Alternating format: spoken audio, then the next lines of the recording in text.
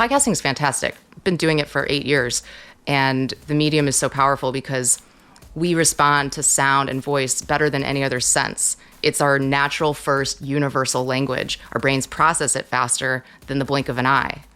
And that comes from literally when you're in the womb, your mother's voice is your first sensory experience. So if you want to be in a relationship with your client or your customer in an intimate way, voice is the way.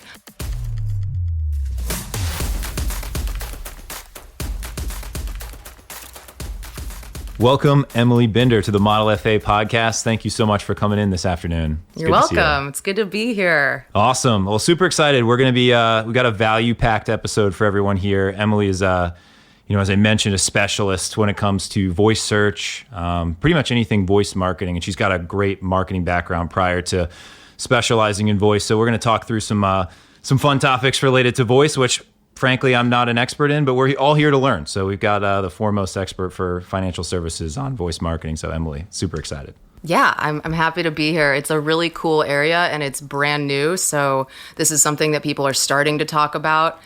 Consumers adopting smart speakers have done so faster than any other consumer technology of all time. Yeah. So you're reaching nearly a 50% adoption rate in under 5 years. Far outpacing smartphones. People love these things for a good reason. What are they primarily using the voice search for? I mean, is it to find a specific product? Is it just turn music on? Like, do you have any like data? You don't need to give me like hard statistics, but are you noticing any like just rules of thumb on like how people are utilizing voice? Are they searching for services, products? Are they just using it to like say, play my favorite song, Alexa? Well, early technology, simple use cases, of course. The main things people ask are weather, time, play music, as you guessed. Yep. But voice search, voice shopping has actually tripled year over year. Like if you look at the holiday season on Amazon, the revenue coming in from people ordering things on Alexa, and by the way, everybody mute your Alexa device. We're going to be dropping that name a lot. It tripled year over year. So, I mean, the writing's on the wall. It's $80 billion predicted by 2023 in voice commerce. So this is something, as a marketer, I do work with RIAs and I'm in the finance space, but I do CPGs, I do some telecom stuff too. And like basically any industry needs to be thinking about this just as you think of SEO. Yeah. It's the new SEO essentially. With 30% of searches being done by voice next year, that's the prediction.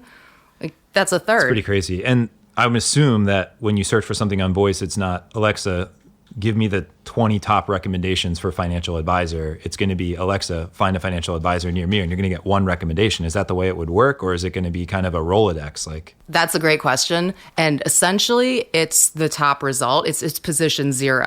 Wow. So, and think about it from the Google Assistant perspective too. Alexa has market share, but Google is catching up and is certainly not to be ignored. And you've got Siri, Cortana, Bixby. I mean, there are other players in the space, but when I talk to clients about optimizing for voice search, it's a Google play and Alexa too. Alexa's great for shopping. Okay. Google knows everything. It's true. So with your question though about how many results are there and do I need to be literally number one or I might as well forget about it? We think what will happen is there will be opportunities for sponsored results. So with a voice assistant, you might ask, who's the best financial advisor in my local market, whatever city you're in? And I know that a lot of people listening to this are regional. Yep. So with that, you could be the top recommended result if you do the right things on your site, if you have voice content like a flash briefing. But then there would be an opportunity down the road, we think probably in the next year or two, where you could say, Alexa will say, this is the top result, and I have some more sponsored results if you'd be interested to hear those. So it's just like buying a PPC ad. Got it, yeah. But just not as show up gross. above the organic search on Google type of deal. Yeah. So you got introduced to not introduced, but your big contract that you landed in the financial services space was working with Ritholtz Wealth Management. So would you mind just talking me through some of the stuff that you've done for them? And for those that are listening, you're probably familiar with Ritholtz, Josh Brown, Reform Broker. Emily has done some work for them to help with, I guess, ranking for voice search. So would you mind just giving us a rundown of some of the stuff that you've done? Obviously, under contract, so no proprietary information, but just so the listeners get a sense of like what's even possible with voice marketing. Yeah, we started working with Ritholtz almost a year ago, and Josh Brown approached me and said, what's going on in the voice space? Is anybody in my industry, are there any RIAs doing this? And I took a look and I said, no, do you want to be first? And he said, of course, yes. So we created a couple Alexa skills. One of them was a flash briefing called Market Moment, and it's today in market history. Let's quickly say, what is a flash briefing so everyone question. knows? Sorry. No, I forget. I have to explain. I love flash briefing. I think it's the hidden gem of Alexa, and it's so cool. So basically, it's mini podcasts or briefcasts. They play in a row. You subscribe to the ones you want to hear. They refresh daily, and you can get a flash briefing from all kinds of news sources like NPR, BBC, if you want Fox News. And then you can also subscribe to ones from individual content creators. Just like any old podcast, anybody can create a flash briefing. Like I have one about voice marketing called the Daily Beetle Moment Voice Marketing. You can subscribe to them. And the thing is, they're super short. So usually 1 to 2 minutes long. They play in a row. And the power of flash briefing is that it occupies moments of transition in somebody's day. It's hands-free and they can multitask while they're listening. So we see that people are typically engaging with flash briefing, which you invoke by saying, Alexa, news, or Alexa, flash briefing. They'll listen in the morning, they'll listen in the evening. It's like a bookend to the workday. And you get this content in this very intimate way. I say you crawl into your customer's ear because you're in their home and it's a warm human voice and it's in and out, just the information they need. And there's a very high rate of stickiness with people listening to these, especially on the weekdays. It's probably not like, I mean, you probably don't even need to pay for it, right? It's just organic content It's completely organic, and anybody can create one. But the beauty of flash briefing also is you have the ability to reach going on 150 million users, and there are only 10,000 of these flash briefing skills. So you have a huge distribution platform and a scarcity of content, just like the early internet, like early social media. Nobody's there yet. First mover, create the moat around the content, and just capture the audience. I mean, I'm sure you have some metrics around how quickly this market is growing too. So you said 150 million right now. I mean, we could probably see that grow to an even bigger number here in the next couple of years, I would assume. Oh, definitely.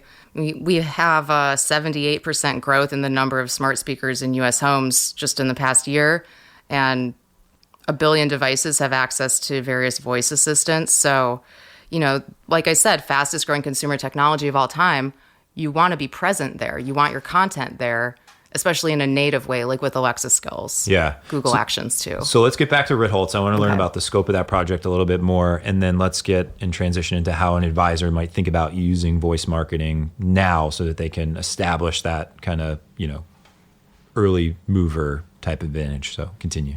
Right. Okay. So Market Moment, which everybody listening, you should enable Market Moment and check out what the Ritholtz team is doing.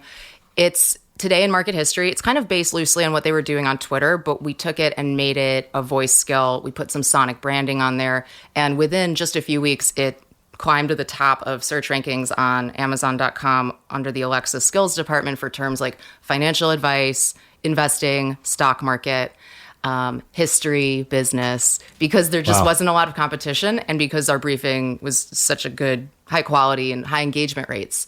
So a lot of success there. And one of the keys to success with this is, of course, being consistent, just like a podcast. Yep. There are 700,000 podcasts out there. Half of them pod fade by the 6th week, meaning they disappear and nobody's updating it.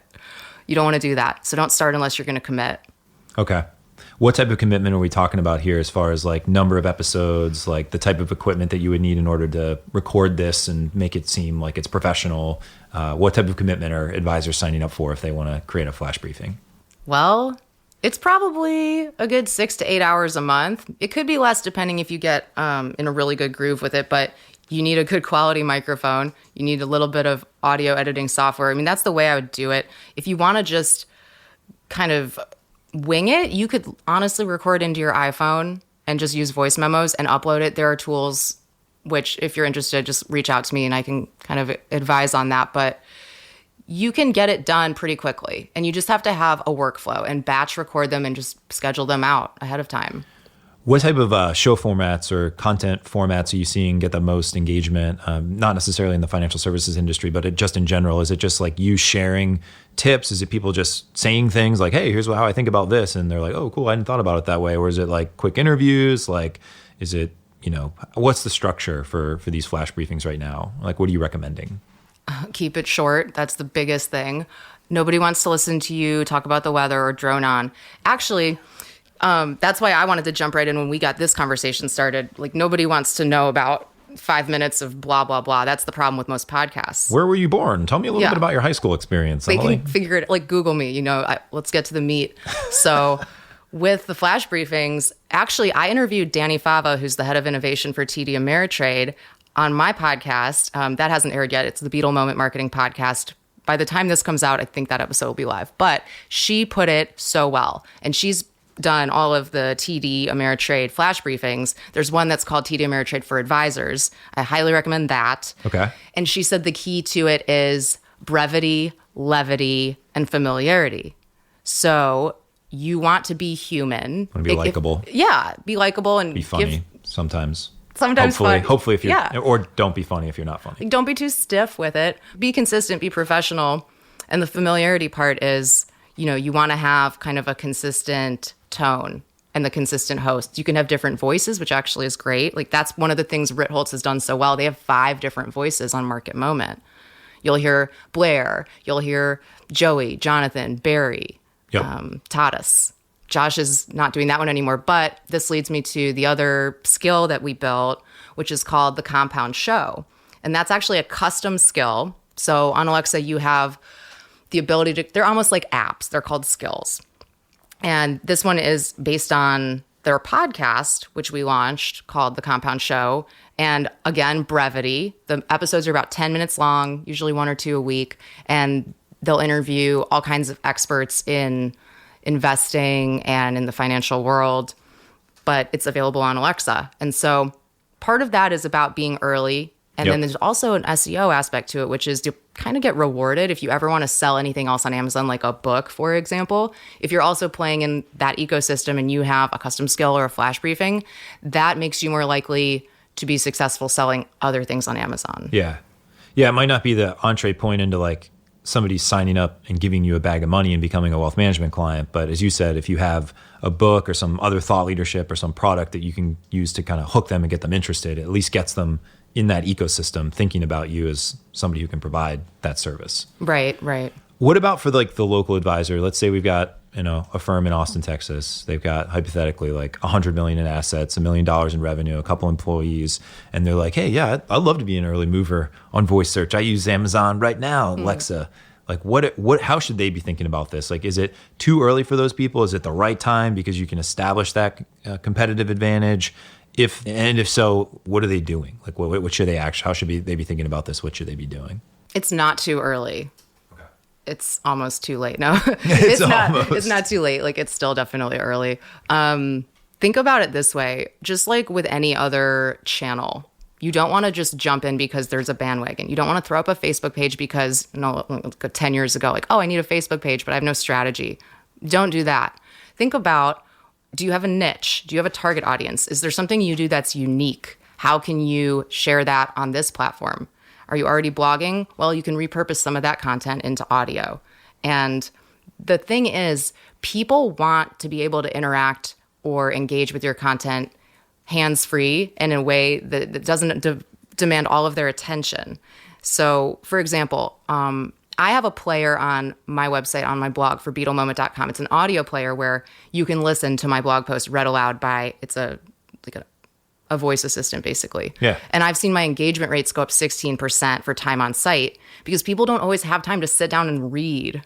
They want it to be read to them. If you give people that other option, then it's almost like you're not just a newspaper, but you're also digital. You give them another platform where they can get your stuff. Yeah. And I think that's important because what I found is like, I prefer video. That's the medium that I prefer when I create content. Audio is great too. I like to do audio stuff. But if you put me in front of a pad and paper and you're like, hey, why don't you just write this 2,500 word blog post? I will do anything in my power to not write that 2,500 word blog post. So I think part of it is, you should be everywhere. But as an advisor, what I've seen is you probably have like 1 or 2 areas that you're stronger. So like as you said, perfect example, like if you're good at writing blogs and you can just take 5 to 10 minutes and just do an audio of that blog post, like that right there is another piece of content that somebody who doesn't like reading blog posts could turn around and see that audio and interact with your brand when otherwise they wouldn't have interacted with it. Right. So I think that a lot of people who want to carve out expertise or a niche think, oh, I should write a book. I was talking about this at the Voice Summit last month, actually, with one of the people who, she has the top flash briefing about PR. It's actually, her name's Amy Summers. It's called The Pitch. And she said, Emily, I've been thinking about writing a book for so many years and I haven't been able to just take 6 months and deal with that. I don't have time. But her cool strategy is taking her flash briefings and almost making a book of those that is purely voice. And then by the time you put the content out, it's not obsolete. When you write a book, especially if you have any stats in that book. Yeah, they're by the time it gets immediately published, irrelevant, especially if it's related to digital media or something. Yeah, it needs to be done in real time, just like everything else is moving toward more of a real time, like the democratization of information with social media. You don't have this whole publishing process and red tape. Anybody can put anything out right now. Yeah. And I feel books are great because it shows that you have authority. I feel like books, for the most part, are better for speaking engagements and opening doors for those types of things versus, most financial advisors, they write a book and what happens is it just sits on their shelf and they order 500 copies. And before you know it, you walk into their office and you're like, do you want a copy of my book? Because nobody else is getting any copies. So I think a book, for me, when I'm talking to advisors, it's one of the last things that you should look at. Because of one, you gotta, as you said, you gotta be able to get the information out of your head in a medium that's more consumable. And if you're waiting years to produce a book, it's just get that out right now so people can interact with the content and you're going to get feedback on what's resonating, what's not resonating. So as that feedback comes in, you can say, all right, wow, this point really resonated with the audience. Why don't I pull that out and make that a chapter of my book? Something like that. Yeah, you can course correct. Yeah. And it doesn't cost you anything because you ghostwrite a book, it's 30, 40 grand if you want a reasonable ghostwriter. So it's not going to be something that's a cheap investment. And you need to really build out the infrastructure to monetize a book as a financial advisor. It's not something where you just write the book and hundreds of millions of assets come in. They're oh, this guy wrote a book. Yeah, let's do this. He's my new advisor. Mm-hmm. So what are we've got a couple different voice mediums, right? You got podcasting, you've got Alexa, the flash briefings. If an advisor has limited time and energy, for marketing, I'm of the belief that you just do everything. You just make the time and do everything. But most people like to focus on one thing versus the other. What's going to get them the highest ROI as it relates to audio marketing? Is it doing a podcast? Is it doing the flash briefings, getting in early? What would you say? Where should advisors devote their time and resources right now? First, I don't think there is a directly measurable ROI on early voice. That's not the reason to do it. Okay. There will be down the road, but how do you measure the value of being on Twitter the first 2 years? There probably wasn't much at that point, but no. Did you get the handle @Patrick? That would be cool. I definitely didn't. Yeah, I don't have @Emily either. I can't even break into Twitter now. I get blocked out. Nobody likes me on Twitter. I'm a little bit too aggressive. I would do a flash briefing, but I would push it out to all of the podcast networks, all of the apps.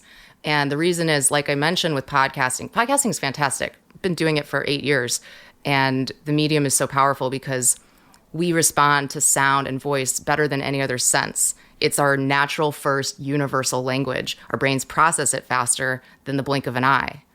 And that comes from literally when you're in the womb, your mother's voice is your first sensory experience. So if you want to be in a relationship with your client or your customer in an intimate way, voice is the way. Podcasting is crowded.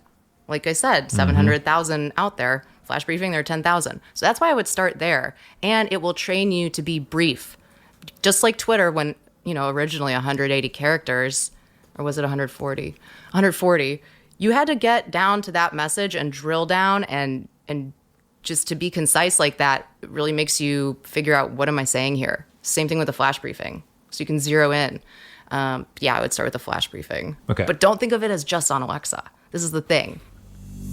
Hey, Model FAs, I know that you're enjoying this episode. I wanted to talk to you about a program that we're releasing. It's called the Model FA Accelerator. It is an intensive experience where we're going to bring you to Austin. We're going to help you solve the biggest problems in your practice. How to pick a niche, how to build a consistent marketing strategy, a sales process that actually converts, and how to scale it all up. So if you're curious about that, go to www.modelfa.com/accelerator. Book your call, and we'll talk to you soon. talk me through that. Because right now it sounds like we're on Alexa, we've got flash briefings, we get a couple minutes of content, people listen to it, maybe they're listening, maybe they're not. How does it benefit the advisor, whoever's doing it outside of the Alexa platform? Well, you'll have the content, the audio, and you can share it out on other mediums and other channels. Like you can use it for Instagram. There are ways that you can share it on your site. You can get transcripts, bake those into your blog. That helps your SEO. It's a way of just curating this content that's on themes. And everybody needs to do that. You can't not have content at this point. Like this is how people... You have to do original content. Right. Like advertising is changing. It's becoming much more of a content-driven, experience-driven, word of mouth. I mean, this has been happening for quite some time, but we don't want to have some push messaging like commercials, the old way, a banner ad. Come on. Nobody clicks on those. Yeah. People are looking for authenticity. They want to know that like you understand them. They want to know that you have expertise. They're busy and they want to work with people that they can trust, right? Like, and trust. No, like, and trust. It's the formula, and especially for advisors, right? Because, one thing is we're not selling T-shirts. We're not selling, OxyClean. We're selling a relationship, and the relationship has to be built on a foundation of trust. So, I mean, voice, it sounds like would be good because you've got the nuance associated with communication, getting your value proposition across and showcasing your expertise in a way that's going to connect you with the other person on the other side of that, whatever it's called, device, like Alexa. But it doesn't require you to sit down and write a post for like 3 hours, right? Like you can just, what's the mechanism for recording? So you said you just have a good mic and you basically just record some content. You just upload it right into Alexa, like through an app or something, or through some type of, obviously I don't do this yet. So you're close. The only thing is you would upload it to, most people use a host. Okay. Like wherever you host your podcast. Glibsyn or something? Yeah, you just need an RSS feed. There are some that I prefer, and I have some relationships with some of the better ones that are kind of geared toward flash briefing, but most podcast hosts can get you going with an RSS feed. Beyond that, you can have somebody like me come in and help you with the strategy and get it optimized, but you can do it yourself if you want to roll your sleeves up and figure it out. Yeah, you can, but the weird thing is like you're talking to me and like, we do a lot of stuff on the marketing side. Like we do all Facebook, LinkedIn, blog posts, podcasts. We do pretty much everything except for voice. So I would say this is something that where a lot of advisors, I think, are going to be a little outside of their depth because they're not really going to know enough about marketing to really even know where to get started. So like, what are you seeing as far as advisors wanting to engage you on this stuff? Are they, reaching out and saying, hey, can I, bend your ear for an hour? Or do you have a program that you kind of work them through? Do you consult with them one-on-one for a period of time and perform services? Like how does it generally work to get somebody from zero to audio hero? I guess that's what I'll call them. It's very much customized at this point. I don't just send them to like a form. Okay. I actually talk to this advisor and figure out, what do you want to do with this? What is your niche? Who's your audience? All of that. And then figure out the content strategy for it. However, I will mention that based on what I've noticed and heard from advisors, there's a hole, which is how do I communicate when the market's in free fall and my phone is ringing off the hook all day and my inbox is flooded and people are freaking out? How do I calm them down without losing hours? Because this happens, 4 times a year maybe? Yeah. People are freaking out. And then I thought, how could we take... Depends on the client. It could be 365. But. Yeah. And then some clients don't have this problem because they're doing or some advisors don't have this problem, but a lot of them do. And so if you have a housewife that's freaking out because the market is in free fall and you want to be able to calm her down and you don't want to eat up your whole day dealing with all of these incoming worries, what if you could take your voice and distribute it out to everybody that's worried about the situation with the market. Yeah. And have this kind of calm them down and say, you know what, based on our strategy, here's our perspective. We're set for the long term. Don't worry. Essentially, that's the message. It's pretty great. But they would have to subscribe to the voice briefing, right, to be able to get that? This isn't going to be a flash briefing. This is going to be a proprietary voice app that I'm building, and it's coming out this fall. Ooh. I need to be an early investor / on the board for this. So I will be also involved in this if you can build that. Yeah, we'll talk about it. But if you want to be first to know about this exclusive cool thing I'm building, go to beetlemoment.com/email, sign up for that, and you'll get a message when it comes out. Awesome. So I'm going to be the skeptical advisor. I'm going to put my skeptical advisor hat on, and I am saying, well, Emily, most of my clients are in their late 60s, and they have 1.7 million in assets under management, and we meet 4 times a year, and they do not use any voice communication in any way. How do you help me? Well, actually, the thing that's so cool about voice technology is there is no one age group that uses it the most. It's actually spread very evenly. In fact, older consumers love voice assistants because they're ergonomic and there's no barrier to entry, and you don't have to be a digital native to figure out how to use it. You literally use your voice. You already know how to use it. And I remember, I think the statistics show that one of the biggest adopters, or at least accelerating kind of trend, is older folks adopting voice, in their homes and just kind of using voice communication. Because we were at an event, a marketing event, and I remember I was like getting a drink and I was like talking about voice, and you were mentioning what you were doing, and you were saying how you help advisors with voice, and I'm like, well, most advisors' clients are a little older, and old people don't use voice communicator. I just said that, and I could just see it in your eyes. You wanted to smash the beer bottle and stab me in the neck and be like, the statistics do not support your claim. So is that true that most people that are, in their 50s and 60s, it's an accelerating market for voice search and these types of things? Absolutely. And when you look at people who are aging and seniors, this market is ripe for voice because people get lonely, especially when they're living alone. And having that voice assistant to converse with actually psychologically makes people feel less lonely, even though it is AI. So they love it. And it's adopted, I forget the exact stat, but it's one of the fastest growing groups for adopting voice. It's the 60 plus. Wow. It's a lot of cool stuff. I mean, I really like the idea of being able to get the message out while the market's in free fall in a leveraged way. I mean, that would be such a cool thing. I'm still trying to rack my brain on what the delivery mechanism is for that. So I'm sure we'll have to wait and see what you come up with. But I can see there's a lot of advisors and even large financial services firms that would benefit from that. Because if you think about like large, even like independent broker dealers or like large wirehouses or even the big RIAs, it's really about consistency in communication and controlling the corporate communications so that the company knows what message is being delivered to the consumer and that it's compliant. So if the company can broadcast that message out and say, hey, we understand that the markets have gone down, here's what we think, and that goes out to all of the advisors that are part of that large financial services company, that's a value add to the advisor. It's a huge value add to the company, and it really just, takes that huge problem off the plate of this, the sales team, which is for the most part the advisor, right? They're responsible for managing the relationships with their clients. So you got to put this together. I'm going to hold you to it. And it's on podcast world now. So now everyone is going to be waiting for this amazing invention. Absolutely. That's why I mentioned it. Cool. What are we looking for MVP, minimum viable product on this thing? Are we like 9 months out? Or gosh, no. Less than 3 months. Whoa. Okay, cool. You're moving along. All right. So we talked about your relationship with Ritholtz, kind of what you've worked on with them. That sounds really neat. Are they seeing any early traction, good kind of engagement and things on the flash briefing and the stuff that you've been working on with them? Definitely. We look at the stats and the daily plays are consistently growing over time. I think that's a function of it being high quality.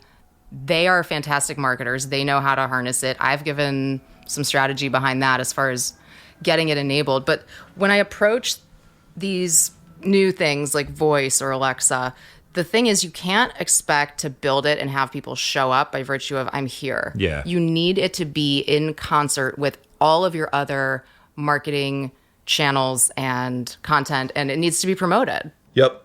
Yeah, that's why whenever advisors ask me, the most common question I get is, should I do this with my marketing? And I just say, yes, you should do everything. Like if you have the capacity and the bandwidth and the money, like you should absolutely be on every platform. You should be sharing out original content on LinkedIn, on Facebook, on Instagram, everywhere. Because the more you're in front of your audience and the more targeted your communications are and the more it aligns with their mindset and like how they view themselves and what stories they tell themselves and what they're looking for and what their problems are, the more likely you're going to be to influence them and, eventually get them as a client. So I think that's smart, viewing it as more of a long-term strategy and not saying like, oh, early mover, first mover advantage, get on the platform, do a couple audios. And then as you said, you end up in like the podcast graveyard, a couple months later. So what I'm hearing from you is get on the wagon, make sure that it's high quality, invest in it. It's not going to be like a 2 to 3 month, massive ROI. You're going to have a period of time, could be years of invisible ROI potentially,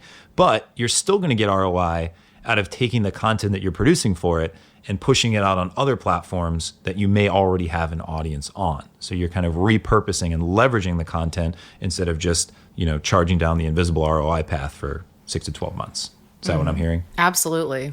Yeah, that leverage on other channels is very powerful. And I agree with you. I think if you have the bandwidth to do it, like be everywhere. But the thing that a lot of people don't do is to tailor the message to the platform. So the way that you tweet is not the way you post on LinkedIn, is not the way you post on Facebook. Don't just literally paste the same thing and just blow it out of Hootsuite or Buffer onto everything. Oh man. Yeah. That's what like, people do. I call it, what do I call it? I don't even remember what I call it anymore, but it's basically just spamming people. Right. You're just pushing out yesterday's news and getting no interaction or really adding no value, just taking up space. Yeah. It needs to be a give and take. And don't just be there pushing out your own message and your own content all the time because it's boring. Yeah. What would you recommend? Like, what's a good mix of like content? So when you say don't just push out your own content, are you saying like find other pieces of valuable content and then have your own interpretation of like why it's valuable, or like comment on somebody's post and share value? Like, is that what you're talking about, or is it something different? Yeah, that's the main thing. And I think just you don't want to be advertising or promoting yourself much. Maybe 2 out of every 10, 3 out of every 10 posts. Yep. I would really try to just add value, like comment on the industry or trends or news or other people's ideas and add your take.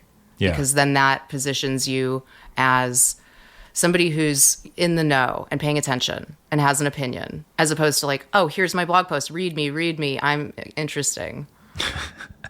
Yeah, you don't want to feel like you need people's attention. You want to be able to produce really good content, and then the content will obviously speak for itself, and they'll give you their attention just by nature of you sharing value. So before I let you go, and it's been awesome having this discussion, because frankly, I don't know a ton about, outside of podcasting, I don't know a ton about voice marketing at all. So I think you're probably the only person. I don't know anybody else in the financial services space that really, do you know anyone else who's focused on the same vertical as you? I mean, no. And it's funny because I'm actually having my Sonic branding redone, and I was supposed to give Audrey, who's an expert, she's Audio Brain New York, I was supposed to give her my competitors, or like who's doing what I do.